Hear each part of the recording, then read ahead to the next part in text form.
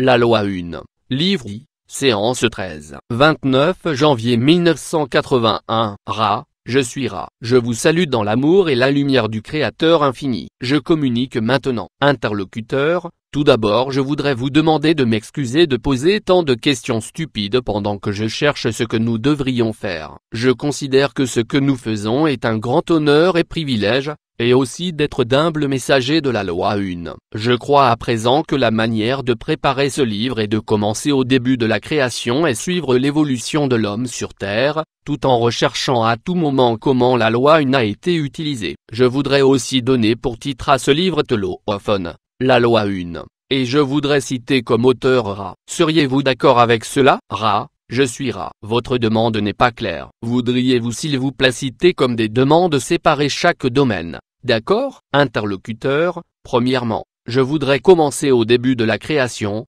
aussi loin que nous pourrons remonter, et suivre le développement de l'homme jusqu'au temps présent. Est-ce acceptable? Ra. Je suis Ra. Ceci est complètement votre discernement / compréhension / décision. Interlocuteur. Deuxièmement, je voudrais intituler le livre Téléphone. Auteur Ra. Est-ce que c'est acceptable? Ra. Je suis Ra. Le titre du livre est acceptable. La composition en provenance du complexe vibratoire sonore Ra est, dans notre distorsion de compréhension, incomplète. Nous sommes des messagers. Interlocuteur. Pouvez-vous dire alors qui devrait être l'auteur du livre? Ra. Je suis Ra. Je peux seulement demander que si votre discernement / compréhension suggère l'utilisation du complexe vibratoire sonore Ra, la phrase « en humble messager of téléphone un humble messager de la loi 1 » soit ajoutée. Interlocuteur. Merci. Pouvez-vous me parler de la première chose connue dans la création? Ra. Je suis Ra. La première chose connue dans la création est l'infini. L'infini est création. Interlocuteur. De cet infini doit donc provenir ce que nous expérimentons comme la création. Quelle a été l'étape suivante,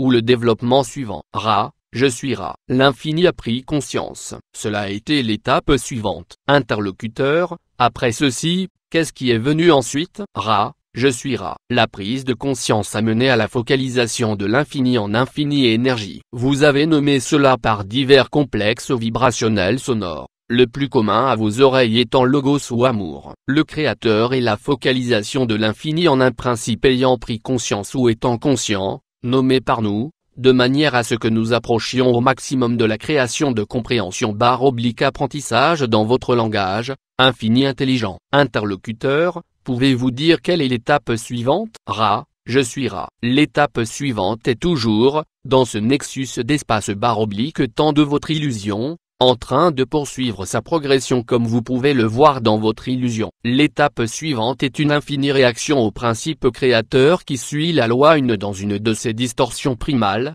la liberté dans volonté. Ainsi, de très nombreuses dimensions, en nombre infini, sont possibles. L'énergie voyage à partir de l'infini intelligent en premier lieu à cause du déferlement d'une force créatrice randomisée, celle-ci créant ensuite des modèles qui, en style holographique, apparaissent comme la création tout entière, indépendamment de la direction ou de l'énergie explorée. Ces modèles d'énergie commencent alors à réguler leur propre, dirons-nous, rythme et champ d'énergie locaux, créant ainsi des dimensions et des univers. Interlocuteur. Pouvez-vous alors me dire comment la galaxie et les systèmes planétaires ont été formés? Ra. Je suis Ra. Vous devez imaginer un grand saut de pensée dans cette demande, car au stade de la dernière demande les univers, comme vous dites, physiques, ne sont pas encore nés. Les énergies ont voyagé en modèles de plus en plus intelligents jusqu'à ce que l'individualisation de diverses énergies émanant du principe créateur de l'infini intelligent soit devenue telle qu'elle soit des co-créateurs. C'est ainsi que ce qui est appelé matière physique a commencé. Le concept de la lumière est capital pour saisir ce grand saut de pensée car cette distorsion vibrationnelle de l'infini est la pierre sur laquelle est construite ce qui est connu comme la matière,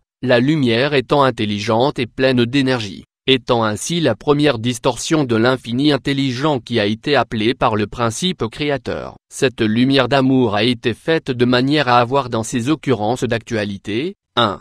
Certaines caractéristiques, parmi lesquelles l'entière infini paradoxalement décrit par la ligne droite, comme vous l'appelleriez. Ce paradoxe est responsable de la forme des diverses entités d'illusion physique que vous appelez système solaire, galaxie, et planète à révolution et tendant au lenticulaire. Interlocuteur, je pense que j'ai fait une erreur en devançant le processus que vous étiez en train de décrire. Serait-il utile de combler ce grand fossé dû à l'erreur que j'ai faite? Ra, je suis Ra. J'ai essayé de combler le fossé, mais vous pouvez me questionner de toute manière que vous estimez appropriée. Interlocuteur, en prenant la question juste avant celle que j'ai posée à propos des galaxies et planètes, me dire quelle a été l'étape suivante à partir de là. Ra, je suis Ra. Les étapes, comme vous les appelez, sont, au moment de la question, simultanées et infinies. Interlocuteur, pouvez-vous me dire comment l'infini intelligent est devenu, dirons-nous, j'ai du mal avec la langue, comment l'infini intelligent est devenu individualisé à partir de lui-même? Ra,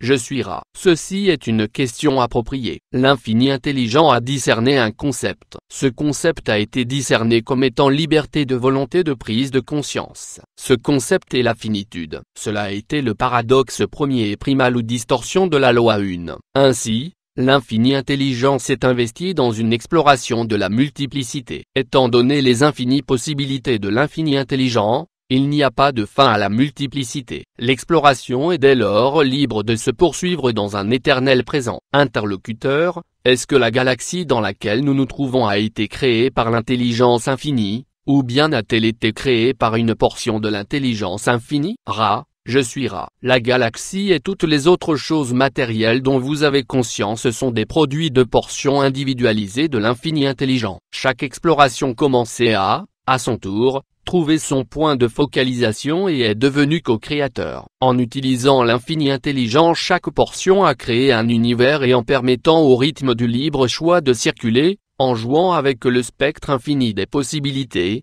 chaque portion individualisée est devenue un canal de transmission pour l'amour/lumière vers ce que vous pourriez appeler l'énergie intelligente, créant ainsi les lois naturelles de chaque univers particulier. Chaque univers, à son tour, s'est individualisé en un point de focalisation devenant à son tour un co-créateur et permettant de poursuivre la diversité, créant ainsi de nouvelles énergies intelligentes régulant ou suscitant l'apparition de lois naturelles dans les modèles vibrationnels de ce que vous appelleriez un système solaire. Ainsi, chaque système solaire a son propre, dirons-nous, système coordonné local de lois naturelles illusoires. Il doit être compris que chaque portion, si petite soit-elle, de toute densité ou modèle illusoire contient, comme dans une image holographique, le créateur unique qui est l'infini. C'est ainsi que tout commence et finit par un mystère. Interlocuteur, pouvez-vous me dire comment l'infini individualisé a créé notre galaxie et si c'est la même portion qui a créé notre système planétaire et, dans l'affirmative,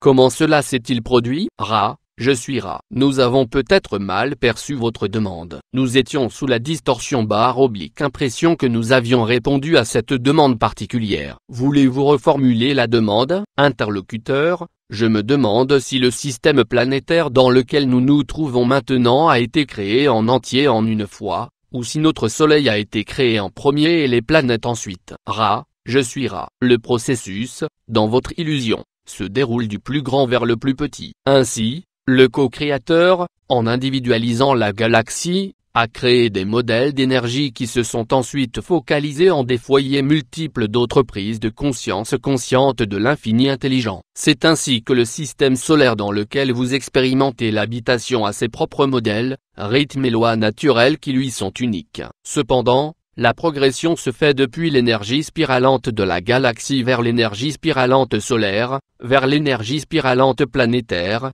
vers les circonstances expérientielles d'énergie spiralante qui initient la première densité de prise de conscience de la conscience des entités planétaires. Interlocuteur, pouvez-vous me parler de cette première densité d'entités planétaires? Ra, je suis Ra. Chaque étape récapitule l'infini intelligent dans sa découverte de la prise de conscience. Dans un environnement planétaire, tout commence dans ce que vous appelleriez le chaos, l'énergie non dirigée, et l'aléatoire dans son infinitude. Lentement, selon vos termes de compréhension, il se forme un foyer de conscience de soi. C'est ainsi que fonctionne le Lego. La lumière arrive pour former l'obscurité, en suivant les modèles et rythmes vibratoires du co-créateur, construisant ainsi un certain type d'expérience. Ceci commence avec la première densité, qui est la densité de la conscience.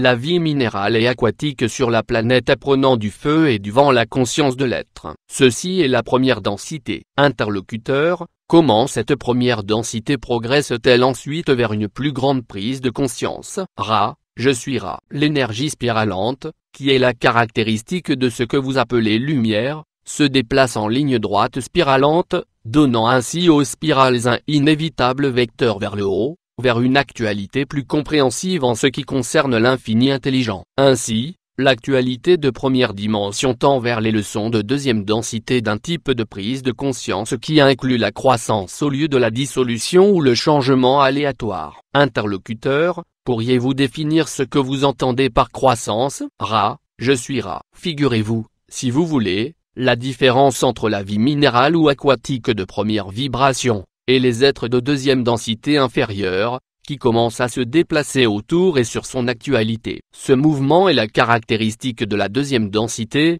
l'inclination à la lumière et la croissance. Interlocuteur, par inclination à la lumière qu'entendez-vous? Ra, je suis Ra. Un exemple très simpliste de croissance de deuxième densité inclinant à la lumière est celui de la feuille qui se tend vers la source de lumière. Interlocuteur, y a-t-il une quelconque différence physique entre première et deuxième densité? Par exemple, si je pouvais voir côte à côte une planète de première densité et une planète de deuxième densité, dans ma condition présente, est-ce que je les verrais toutes les deux? Est-ce qu'elles seraient toutes deux physiques pour moi? Ra, je suis Ra. C'est exact. L'octave complète de vos densités serait clairement visible si de la quatrième à la septième ne choisissait pas de ne pas être visible. Interlocuteur, alors comment est-ce que la deuxième densité progresse vers la troisième? Ra, je suis Ra. La deuxième densité aspire à la troisième densité qui est la densité de la conscience de soi ou prise de conscience de soi. Cette inclination a lieu par l'intermédiaire des formes de deuxième densité qui sont investies par des êtres de troisième densité ayant une identité dans la mesure où elles deviennent des complexes mental/corps conscient de soi, devenant ainsi des complexes mental/corps/ esprit et entrant en troisième densité. La première densité où il y a conscience de l'esprit. Interlocuteur, quel est le niveau de densité de notre planète Terre en ce moment? Ra, je suis Ra. La sphère sur laquelle vous vous trouvez est de troisième densité dans son actualité de complexe mental/corps/ esprit. Elle est maintenant dans un continuum espace/temps de quatrième densité. Cela provoque une moisson plutôt difficile. Interlocuteur, comment une planète de troisième densité devient-elle une planète de quatrième densité? Ra, je suis Ra. Ceci sera la dernière question complète. La quatrième densité est, comme nous l'avons dit, aussi régulière dans son approche que le marteau de l'horloge qui frappe l'heure. L'espace/temps de votre système solaire a permis à cette sphère planétaire de spiraler vers l'espace/temps d'une configuration vibrationnelle différente. Ceci a pour effet que la sphère planétaire est à même d'être moulée par ces nouvelles distorsions. Cependant,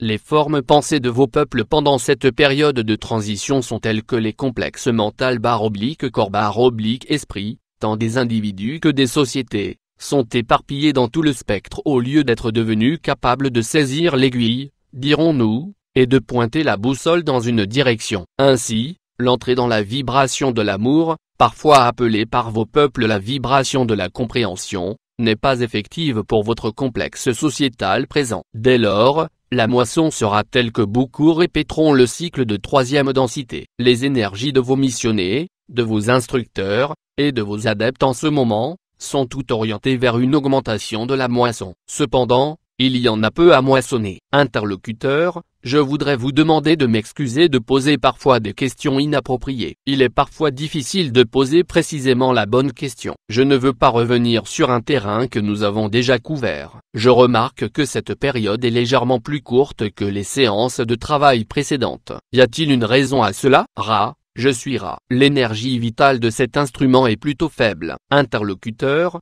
je déduis de cela que ce serait une bonne idée de ne pas avoir une autre séance aujourd'hui. Est-ce exact? Ra, je suis Ra. C'est bien d'avoir une séance plus tard s'il est acceptable que nous surveillions cet instrument et cessions de l'utiliser quand il devient faible en matériau dans lequel nous puisons. Nous ne voulons pas épuiser cet instrument. Interlocuteur, Ceci est toujours acceptable pour n'importe quelle séance. Je vais poser ma dernière question. Est-ce que nous pouvons faire quelque chose pour augmenter le confort de cet instrument ou aider à cette communication? Ra. Je suis Ra. C'est bien. Chacun est extrêmement consciencieux. Poursuivez ainsi. Je suis Ra. Je vous laisse dans l'amour et la lumière du Créateur infini unique. Allez et réjouissez-vous dans la puissance et la paix du Créateur unique. Adonné. 1. Original, Bingasen DT.